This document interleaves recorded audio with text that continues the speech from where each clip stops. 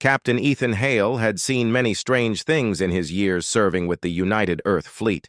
He had crossed asteroid belts glittering like frozen oceans, flown through storms of plasma that could melt steel, and negotiated with species that spoke in colors instead of words. But nothing in his career could have prepared him for the moment his ship picked up that signal. It came on a quiet shift, just as his crew had begun to relax. The long patrol along the edge of the Andromeda sector had been uneventful for weeks. The stars were distant and cold, their light steady against the black. Most officers welcomed the calm. For Ethan, it was a little too calm. He thrived on challenge, on the thrill of the unknown. So when the ship's communications officer suddenly reported an unidentified distress call, his focus sharpened instantly. "Source?" Ethan asked, stepping toward the console. "Not human," the officer replied, tapping at the readout. "Encrypted signal, but the encryption looks Valari." That word sent a ripple through the bridge. The Valari Empire was legendary, not just for their advanced technology, but for their fierce independence. They rarely allowed human ships anywhere near their territory and never asked for help. If this truly was a Valari distress signal, then something serious had happened. Ethan gave the order without hesitation. "Set course for the coordinates, maximum speed." Minutes later, the Aegis Dawn streaked through space toward a point of faint light. As they approached, the scene came into view, a sleek silver vessel drifting without power, its hull scarred by energy blasts. It was unmistakably Valari in design, every curve elegant and precise like a piece of art. Ethan's voice was calm but firm. "Prepare boarding team, medical and security." Docking with the Valari ship was no easy task. The damage to its systems had left it spinning gently, but the Aegis Dawn locked on and extended its boarding tube. Ethan was the first to step inside, his boots echoing on the silent metal floor. The corridors were dim, lit only by emergency, lights that pulsed faintly like a heartbeat. They found signs of a fight, scorch marks from plasma weapons, debris scattered from shattered consoles, and the faint smell of burnt wiring in the air. But no bodies, not until they reached the central chamber. There she stood. Even in the half-light, her presence was undeniable. Tall and poised, her figure was draped in silver robes marked with deep blue patterns. A circlet of pale metal rested against her brow. Her eyes, a shade between sapphire and starlight, studied Ethan with a mixture of caution and curiosity. Ethan didn't need an introduction to know who she was, Queen Serenia of the Valari Empire. He had seen her image in diplomatic files, her face appearing in rare broadcasts that reached human channels. She was one of the most influential leaders in the galaxy, and she was standing here, unguarded, on a damaged ship in the middle of nowhere. "Your Majesty," Ethan said, bowing slightly. "I'm Captain Ethan Hale, United Earth Fleet. We received your distress call." The Queen's voice was calm but edged with fatigue. "Our engines failed after an attack. My escort did not survive." Ethan's mind raced. Whoever attacked a Valari royal ship was bold or desperate. And if the attackers were still nearby, both her life and his crew's safety were in danger. "Then we'll get you out of here," he said firmly. "We'll take you to the nearest safe port." There was a pause. The Queen's gaze lingered on him for a long moment, as though weighing his sincerity. "The Valari do not often accept human aid," she said at last. "But it seems I have no choice." Ethan gave a faint smile. Sometimes choice isn't the point. Survival is. They moved quickly, guiding her back toward the boarding tube. The corridors seemed darker now, as if the ship itself were fading. In the distance, faint tremors suggested the attackers might have left traps behind. Every step carried the weight of urgency. Once aboard the Aegis Dawn, the Queen was escorted to the medical bay. She insisted she was unhurt, but Ethan still ordered a full scan. While the medics worked, he returned to the bridge and set course for Valeri space. The journey was tense. Though the Queen kept mostly to her quarters, she requested Ethan's presence more than once. Their conversations began formally, discussions of the attack, the state of the galaxy, the strained relations between their peoples. But slowly, something shifted. She began asking him about Earth, its oceans, its music, its stubborn, unpredictable people. Ethan found himself answering with more honesty than he expected. He told her about his childhood by the sea, about his first flight into space, about the way humans feared and loved the unknown in equal measure. She listened intently, her expression softening in the quiet moments. He noticed details about her, too. Not the regal image broadcast across the stars, but the subtle ones. The way her eyes narrowed slightly when she was thinking, the faint curve of her lips when she was amused, the steadiness in her voice when she spoke of her people's burdens. By the third day, the Aegis Dawn entered Valeri territory. They were met by royal escort ships, sleek and silver, their weapon systems active but not hostile. The Queen returned to her commanding presence as she prepared to re-enter her world. Before she left the ship, she turned to Ethan.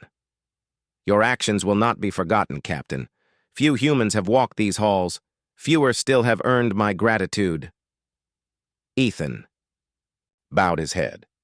"Then I hope this isn't the last time our paths cross." She gave a small, unreadable smile. "The galaxy is wide, Captain Hale. But sometimes it feels smaller than we think." And with that, she was gone, walking down the docking corridor toward her people, the silver of her robes trailing like a comet's tail. Ethan stood at the viewport, watching her ship disappear into the stars, wondering why the sight left an unexpected ache in his chest. The first time Captain Ethan Hale set foot on Valeri soil, he knew he was walking into a world few humans had ever seen. The planet, Valerian Prime, stretched out before him in breathtaking beauty. Tall, crystal spires rose into skies painted in hues of violet and gold, and rivers shimmered with a faint metallic sheen under the twin suns. Every building was a blend of art and function, their surfaces carved with delicate patterns that caught the light like jewels. Despite the beauty, the air was heavy with formality. The Valari were a proud people, and their capital city carried a sense of silent judgment. Every glance from the palace guards was measured, every step through its vast marble halls echoing like a reminder that Ethan was an outsider. Queen Serenya's arrival at the palace was met with deep, ceremonial bows from her people. She carried herself with the poise of a ruler, every step calm and confident. Ethan followed a few paces behind, accompanied by an official escort that never took its eyes off him. He was brought to a large, ornate chamber, a guest suite, though it felt more like a diplomatic holding area. The walls were lined with silver tapestries depicting scenes from Valari history, great spacefaring ships breaking through nebulae, fierce battles fought in the defense of their homeworld, and moments of unity that bound their people together. Ethan barely had time to take in the details before an official entered. A tall Valeri man with pale blue skin and robes adorned with intricate designs. His expression was neutral, but his voice carried a certain edge. "You are the human who rescued our queen," the man said. "Your bravery is noted, but your presence here will be carefully watched." Ethan met his gaze steadily. "I'm not here to cause trouble. I only want to see her safely home." The man gave a curt nod and left. That evening, to Ethan's surprise, a messenger arrived with an invitation from the Queen herself. He was to meet her in the royal gardens. The gardens of Valerian Prime were unlike anything Ethan had ever seen. Towering flowers with petals like stained glass swayed gently in the warm breeze, while glowing insects floated between them like tiny living lanterns. Crystal walkways wound through pools of water so clear they mirrored the stars above. Queen Serenia stood near a silver fountain shaped like a spiraling galaxy. When she saw him, her usual formal tone softened. "I trust you are settling in?" she asked. "I am," Ethan replied, "though I can't help feeling like every shadow is keeping an eye on me." She gave a faint smile. "They are. My people value caution, especially with humans." "I guessed as much," Ethan said. "But you've been different." The queen looked toward the fountain, her expression thoughtful. "When you live as a ruler, you learn quickly how rare it is to speak freely. You showed me something unusual. Honesty without calculation. You acted without knowing who I was. That is, rare." Ethan couldn't help but chuckle. "Where I come from, you don't leave someone stranded in space, no matter who they are." There, conversation drifted from politics to more personal topics. Serenia asked about Earth, its oceans, mountains, and cities. Ethan painted pictures with his words: the crashing waves along the Pacific coast, the forests that whispered with wind, the busy streets where neon lights battled the night. In return, she spoke of Valerian Prime, the great crystal deserts in the south, the floating cities anchored to massive sky beasts, the ancient star temples where generations of rulers had sworn their oaths. They met again the next evening, and the one after that. Though they still spoke carefully, the gap between them seemed to narrow with each meeting. Ethan began noticing things about her beyond her royal title. The way her eyes brightened when she spoke of her people's achievements. The faint trace of sadness when she spoke of the sacrifices her position demanded. The gentle humor that slipped into her words when she teased him about human impatience. Still, not everyone was pleased with their growing connection. Rumors began to stir in the palace. Advisors whispered in the halls, wondering why their queen spent so much time with a human soldier. Some suspected he had come to influence her politically. Others feared he might try to pull the Valari into human affairs. One evening, Serenia arrived later than usual to the gardens. She looked calm, but Ethan sensed something behind her expression. "Is something wrong?" he asked. "There are voices in my court who question our meetings," she said simply. "They believe a ruler must be above personal connections, especially with an outsider." Ethan crossed his arms. "Do you agree with them?" She held his gaze for a long moment. "No.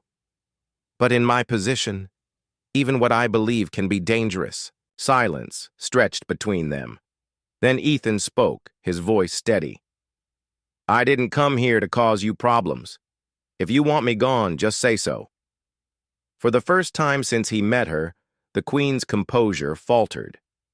"If I wanted you gone, Captain Hale, you would already be on your way back to Earth." Ethan smirked faintly. "I'll take that as a compliment."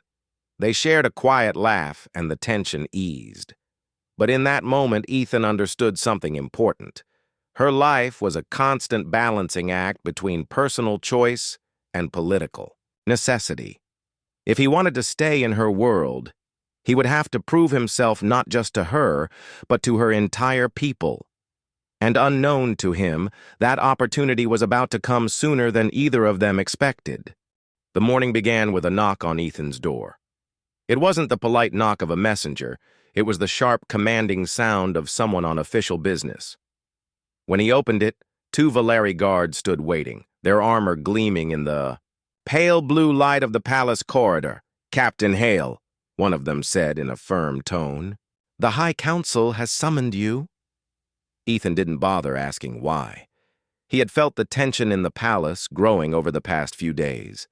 Whispers seemed to follow him in the halls, and more than once he had noticed cold, assessing stares from officials who didn't trust his presence. If the council wanted to speak to him, it wasn't likely to be a friendly conversation. They escorted him through the grand corridors to the council chamber, a circular hall with a high domed ceiling, its walls carved with images of the Valari's long history. 12 council members sat in a half-circle, each dressed in flowing robes marked with symbols of their rank. At the center sat Queen Serenia, her expression calm but unreadable. One of the council elders, a man with silver hair and a voice like stone, spoke first. "Captain Hale, you have been brought before us because your presence has caused debate among our people. Some see your actions as noble. Others believe you interfere in matters that do not concern you." Ethan met the man's gaze. "I saved your queen's life.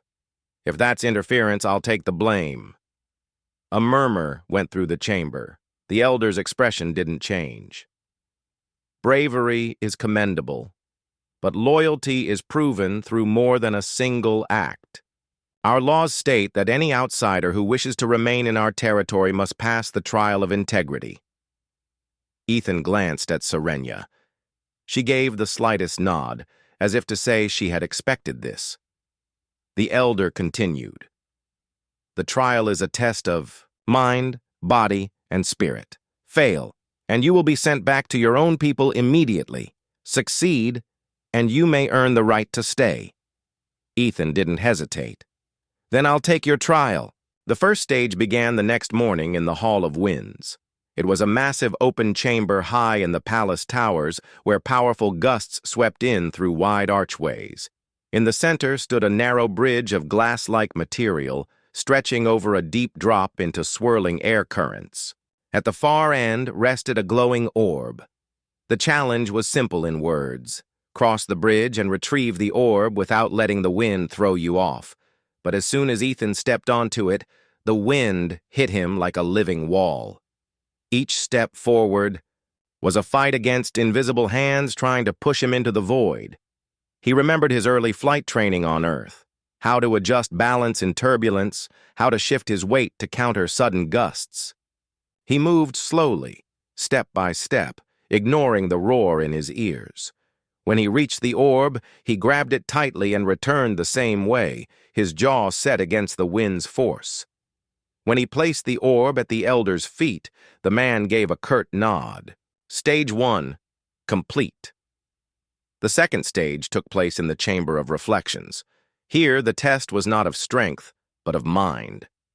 Ethan was shown a massive wall covered in glowing symbols, each pulsing faintly with light. His task: find the correct sequence that would unlock the exit. There were no instructions, only the silent watch of the council members observing from above. Ethan studied the wall, looking for patterns.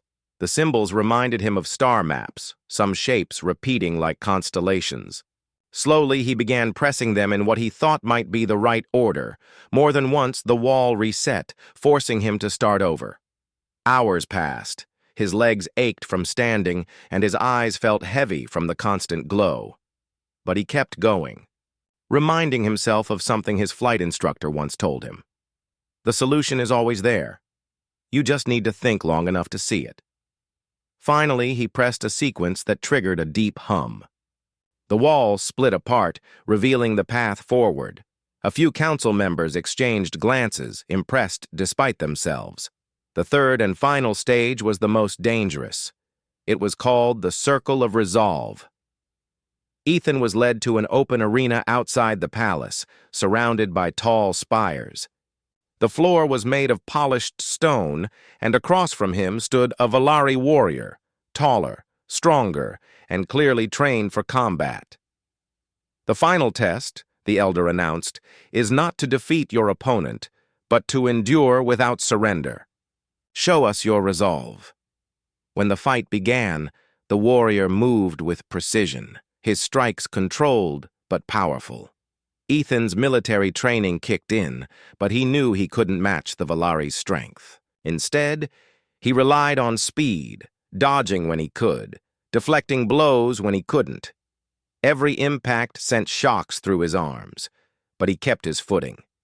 The minutes stretched into what felt like hours. Sweat dripped into his eyes, his muscles burned. But he refused to give up. At one point, the warrior knocked him to the ground, and the council seemed ready to call the match. But Ethan pushed himself up, breathing hard. "Not finished?" he said between breaths. That moment seemed to shift something in the arena. The warrior's eyes narrowed, and he gave a single respectful nod before pressing on. When the signal finally sounded to end the match, Ethan was bruised and exhausted, but still standing. The council gathered to deliver their judgment. The elder's voice echoed through the chamber. Captain Hale, you have crossed the winds, unlocked the path of the mind, and endured in the circle without surrender. By the laws of our people, you have passed the trial of integrity. Ethan glanced toward Serenia. This time, her smile was not hidden. The elder continued, You may remain in Valari space as an honored guest. But understand, your actions from this point forward will reflect on the trust we have given you. Ethan inclined his head. Understood. As the council dismissed, Serenia approached him. You've done more than pass a trial, she said, quietly. You've shown them who you are. That will matter for what comes next. Ethan raised an eyebrow. And what comes next? She looked toward the horizon, where the twin suns were beginning to set. The galaxy has a way of testing us in ways no council ever could. Be ready, Captain Hale. This was only the beginning. The days after Ethan's victory in the trial of integrity brought a subtle shift in the way the Valeri looked at him.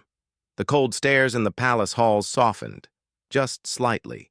Some guards greeted him with a short nod, and a few servants no longer avoided eye contact when he passed. It wasn't full acceptance, but it was a start. Yet under the calm surface, tension was building. Ethan could feel it in the air, like the heavy stillness before a storm. The Queen had been busier than usual, attending council meetings that ran late into the night. The whispers in the corridors grew sharper. It wasn't long before the truth came out. Ethan was in the royal library one evening when Serenia entered, her steps brisk but her face composed. She glanced around to make sure they were alone. We have a problem, she said simply. I figured, Ethan replied. The palace feels different. She nodded. A rival faction, the Zorath Dominion, has been moving fleets along our borders. They claim it is a training exercise, but my intelligence reports say otherwise. They are preparing to strike. Ethan frowned. Why now? They believe the empire is divided. My people respect strength, but there are those who see my rule as too cautious. The Zorath intend to exploit that. Ethan leaned forward. What's the council's plan? Her lips tightened. To wait. They believe the Zorath will back down if we do not provoke them. And you don't agree, Ethan guessed. No, Serenia said. If we wait, they will hit us before we can defend ourselves. But the council will not approve preemptive action unless I present an undeniable strategy, one that ensures minimal loss of life. Ethan thought for a moment. You're asking me to come up with that plan. I'm asking you, she said, her voice calm but intent, because you think differently than my generals. You're willing to take risks they would never consider. That night, Ethan studied everything he could on the Zorath Dominion, ship, schematics, fleet movements, trade routes, and political patterns. He saw a pattern the Valari generals had missed. The Zorath's fleet was spread thin to guard their supply lines. If those lines were cut, their offensive would collapse before it began. The strategy was dangerous but clear. Hit their command ships and supply hubs in one swift strike before they could launch the invasion. The next morning, Ethan presented his plan to the Queen and her war council. He laid it out step by step, using the palace's holographic table to show the fleet movements. We won't try to match their numbers, Ethan explained. Instead, we use speed, a small strike force, just enough to slip past their outer defenses can disable their command ships. Without leadership, their fleets will be confused and slow to react. One of the generals scoffed. A human's plan. Reckless. If the strike fails, we lose those ships and invite a full-scale attack. Ethan met his gaze. If we do nothing, you'll still face a full-scale attack. This way we have a chance to stop it before it starts. Room fell silent. Then Serenia spoke. "I will authorize the strike." Preparations moved quickly.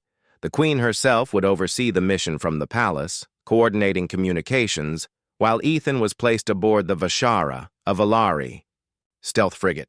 Its crew was skeptical of taking orders from a human, but they followed their queen's command without open protest. The mission began under the cover of a meteor shower that masked their approach. The Vashara slipped through the Zorath's outer defenses like a shadow, its engines whisper quiet against the vast silence of space. When the first enemy command ship came into view, Ethan felt the tension rise. The vessel was massive, bristling with weapons and shield emitters. "Target there. Communications array," Ethan ordered. "If they can't coordinate, the rest will follow." The Vashara's guns roared to life, precise and fast. The enemy ship's shields flared, then collapsed. A final burst of fire shredded the array, leaving the vessel drifting. One down. The second target required more risk. The Vashara had to weave between patrol routes, relying on split-second timing to avoid detection. Twice they came dangerously close to being spotted, but the crew's skill kept them hidden. When they struck, it was just as fast, a sudden, calculated blow that left the second command ship powerless. By the time the Zorath realized they were under attack, their chain of command was fractured. Their fleet movements faltered, ships breaking formation without orders. The Valari border defenses reported that the remaining Zorath forces were pulling back to regroup. The Vashara returned to Valerian Prime to a hero's welcome. Though the crew gave most of the credit to their own people, Ethan could feel a small shift in their attitude toward him. A few even offered him the Valari gesture of respect, a hand placed briefly over the heart. Back in the palace, Serenia met him in the Grand Hall. The light from the twin suns streamed through the crystal windows, casting patterns on the floor. "You've done it," she said, her voice carrying both relief and pride. "The Zorath are retreating. The Council will have no choice but to acknowledge your role in this victory." Ethan gave a small smile. "I didn't do it for them." Her eyes softened. "I know." They stood there for a moment in the quiet, the weight of the past days settling between them. For all the danger, for all the politics, Ethan knew something had changed, not just in the Council's view of him, but in the bond between him and the Queen. Neither of them said it out loud, but both felt the same truth. The storm had passed for now. Yet bigger challenges were still ahead. The celebration that followed the Zorath retreat was unlike anything Ethan had ever seen. Valerian Prime came alive with color and sound. Great banners of silver and blue rippled in the wind. Floating lanterns drifted through the skies, glowing softly against the evening stars. The streets were filled with music from crystal instruments, their tones carrying far into the night. The palace itself was the heart of it all. Guests from across the empire gathered in its grand halls, nobles in flowing robes, decorated officers from the fleet, and members of the High Council who now spoke warmly to Ethan as if they had always supported him. He accepted their polite words with the ease of a soldier used to politics, but inside he was watching only one person, Queen Serenia. From the moment she entered the hall, every gaze followed her. She wore a gown of deep blue that shimmered like starlight, the silver circlet on her brow catching the glow of the lanterns. Her posture was regal, but her eyes, when they met Ethan's across the room, held something warmer, something unspoken. The night was a blur of speeches, toasts, and formal congratulations. Ethan stood at her side for much of it, answering questions from curious officials, sharing brief stories of the mission. But every so often their hands brushed, or their eyes lingered longer than formality allowed. Later, when the hall began to empty, Serenia approached him quietly. "Walk with me," she said. They slipped away from the last of the guests, moving through the silent palace corridors until they reached the balcony overlooking the city. Below, the streets still glowed with the light of celebrations. The wind carried faint music, blending with the hum of distant ships. For a moment, neither spoke. Ethan leaned on the railing, watching the twin moons rise above the horizon. Serenia stood beside him, her gaze fixed on the stars. "You've changed things," she said at last. "Not just for me, but for my people. The council sees you differently now." Ethan gave a small shrug. "Maybe. Or maybe they just see me as useful for the moment." Her lips curved into a faint smile. "You underestimate your influence." He turned to look at her. "And you underestimate how much I respect you. I've met leaders who wore their titles like armor, but you—" He stopped, searching for the right words. "You carry the weight without letting it crush you. That's rare." For a few seconds, the only sound was the wind. Then she said, "You speak as if you know me well." "I'd like to," he replied. Her eyes met his, steady and unreadable. "And if you did, what then?" He hesitated, his heart beating faster. This wasn't a conversation he had planned, but the words came anyway, soft, almost unintentional. "I'd love to marry her more than anything." He hadn't meant for her to hear. It was barely more than a whisper, meant for himself. But in the quiet of the balcony, with only the wind to carry the sound, the words reached her. Serenia turned slowly toward him. For a moment, Ethan wondered if he'd made a mistake, if she would laugh, or turn away, or remind him of the impossibility of such a thing. But she didn't. Her gaze softened, and the faintest smile touched her lips. "My answer is yes." The words hit him like a sudden shift in gravity. He blinked, unsure if he'd heard her correctly. "Yes?" "Yes," she said, her voice steady, but warm. "You think your feelings are hidden, Captain Hale, but I have seen them in your actions since the day we met, and I would not say yes if I did not feel the same." Ethan tried to find the right response, but all he managed was a quiet, "You have no idea what that means to me." "I think I do," she said gently.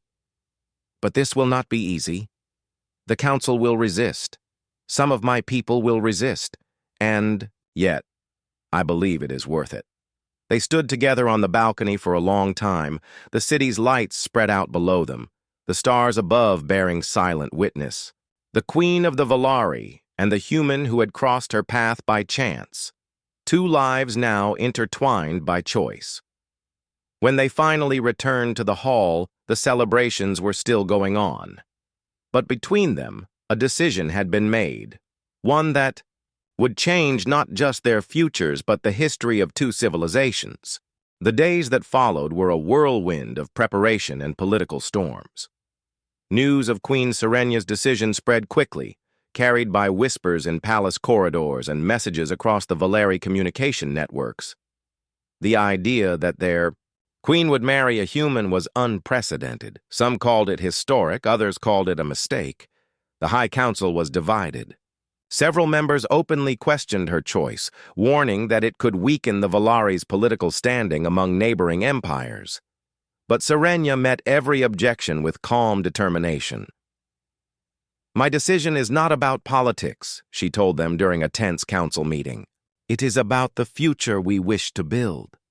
One where strength is not measured by the purity of one's bloodline, but by the strength of one's character." Some counselors were moved by her conviction.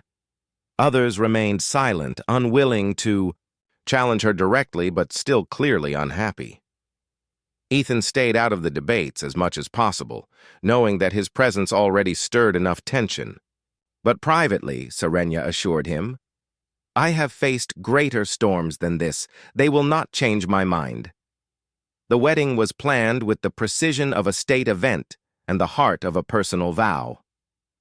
Valerian Prime's central hall, a vast, Space with crystal walls that caught the light of the twin suns was chosen as the venue. The hall had seen coronations, peace treaties, and royal celebrations, but nothing quite like this. On the morning of the ceremony, the city outside was alive with activity. Streets were lined with silver and blue banners, and large hollow screens displayed scenes from the palace for citizens who couldn't attend in person. Across the galaxy, human colonies tuned in to watch the broadcast, making it one of the most widely viewed events in interstellar history. Ethan stood in a private chamber, dressed in ceremonial attire crafted by Valeri artisans. The fabric was light yet strong, woven with silver threads that reflected the light when he moved. His mind was steady, but he could feel the weight of the moment pressing on his chest. "You ready for this, Captain?" asked Commander Rin, one of the few Valeri military officers who had warmed to him over the past weeks. Ethan smiled faintly. "I've flown through asteroid fields, fought ships twice my size, and survived palace politics. How hard can this be?" Rin chuckled. "Just remember, you're not only marrying our queen, you're marrying our people's expectations." When the grand doors opened, Ethan walked into the hall to the sound of a deep, resonant tone from the crystal horns. The air shimmered faintly with energy as he approached the center of the chamber, where Serenia waited. She wore a gown of silver and white, flowing like liquid light, with the royal circlet replaced by a more delicate crown adorned with star-shaped gems. Her presence was so striking that for a moment, Ethan almost forgot there were thousands of eyes watching. The officiant, an elder of the Valeri tradition, spoke in both Valeri and English so that all could understand. "Today, under the eyes of the stars and the witness of two peoples, we bind together not only two hearts, but two worlds." As the vows began, Serenia's voice was steady but warm.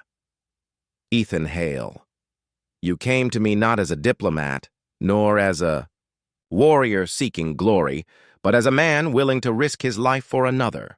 You have shown me courage without arrogance, strength without cruelty, and love without demand. I choose you, today and for all the days ahead." Ethan took her hands gently. "Serenia, you are more than a queen to me. You're the reason I believe the impossible can be done. You've shown me that leadership isn't about power, it's about responsibility. You've taught me that hope can be stronger than fear. I choose you in every battle, in every peace, in every moment we have." The officiant raised his hands. "Then let it be known. From this day forward, by law and by will, you are bound as partners in life and in rule." The hall erupted in applause, though not all faces were smiling. Even so, the sound of support carried stronger than the pockets of disapproval. Serenia and Ethan turned together to face the crowd, their joined hands raised in unity. The celebrations lasted for hours. There were feasts in the great dining hall, music from both Valeri and human performers, and dances that blended traditions from both worlds. Ethan felt the mix of cultures like a living bridge between them, awkward in moments but beautiful in its intent. Yet behind the joy, challenges still lingered. Some diplomats from other empires offered polite congratulations, while quietly assessing what this new union meant for their own politics. A few human officials saw it as an opportunity for stronger alliances, while others worried it might pull Earth into conflicts it had avoided before. But for Ethan and Serenia, the focus was on the moment. They slipped away from the celebration. As the night deepened, finding themselves once again on the same palace balcony where their lives had changed. The city below sparkled with lights, and the twin moons hung high above. Serenia rested her hand on the railing, her gown trailing softly behind her. "You know," she said quietly, "there will always be those who see this as a risk." Ethan glanced at her. "Good. I've never liked playing it safe." She smiled, the kind of smile that carried both affection and challenge. "Then I suppose we're ready for whatever comes next." He looked out at the vast night sky. We're not just joining two worlds, Serenia. We're proving that it can be done. Her voice softened. Then let's make sure no one forgets it. They stood there for a while, silent but connected, knowing that their journey was just beginning. Somewhere out in the darkness, new challenges were waiting. But they would face them together. Two rulers, two lovers, and two symbols of a future where differences didn't divide, but united. And above them, the stars seemed to shine a little brighter.